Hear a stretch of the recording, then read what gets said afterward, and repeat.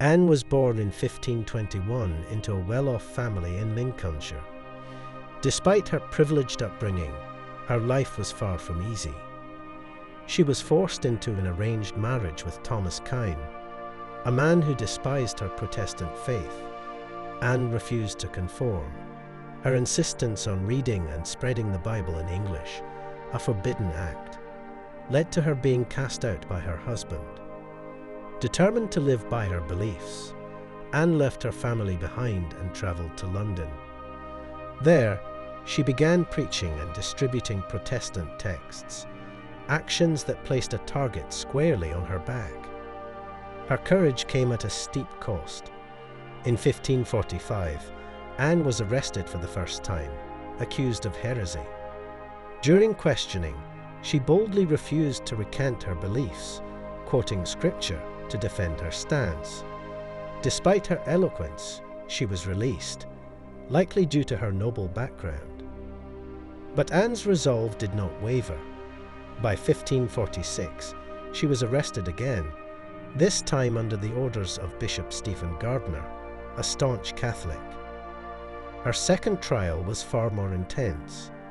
Interrogators demanded that she name other Protestants in the royal court, including Queen Catherine Parr, who was rumoured to share Anne's beliefs.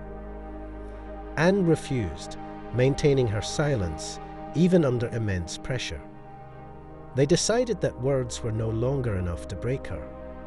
Instead, they dragged her to the Tower of London, a fortress notorious for housing England's most infamous prisoners, and a place where the worst forms of torture were inflicted. Anne was no exception. She was strapped to the rack, a cruel device designed to stretch the human body to its breaking point. With every turn of the wheel, her limbs were pulled farther apart. The agony was indescribable. Muscles tore, ligaments snapped, and bones threatened to dislocate.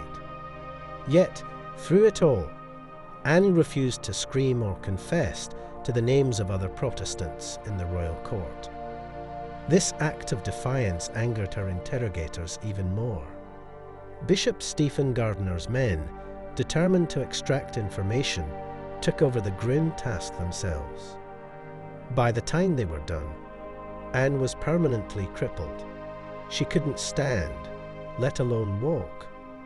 On July 16, 1546, Anne was carried to her execution site at Smithfield.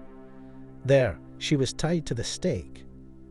As Anne sat, her frail hands clasped in prayer, the executioner approached to offer her one last chance to recant her beliefs and save her life. The flames crept upward, devouring the wood, and licking at the feet of the condemned witnesses, claimed she maintained a sense of calm, her lips moving in silent prayer, even as the flames consumed her. Some in the crowd wept openly, moved by her bravery. Others watched in stunned silence, questioning the cruelty of a system that would destroy such a steadfast and devout woman. Even her executioners seemed shaken by the scene. Her final moments were not those of defeat, but of triumph. Anne's refusal to submit, even in the face of unimaginable suffering, turned her from a condemned heretic into a martyr. The authorities may have silenced her voice, but they could not extinguish her message. The execution of Anne Askew was a spectacle designed to terrify, a grim warning to anyone daring to defy the Church's authority.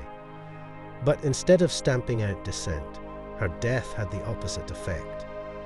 People who witnessed the execution could not forget the image of a broken yet unbending young woman who met her end with courage and dignity. Anne Askew's death was not in vain. She became a symbol of Protestant resistance and a martyr for her faith. Her writings, including poignant poems penned during her imprisonment, continue to inspire. Anne Askew's life and death serve as a stark reminder of the price of conviction. In an era when defiance meant death, she stood firm, refusing to bow to fear. Her voice, silenced by fire, echoes through the centuries as a testament to the power of belief and the courage to stand against oppression.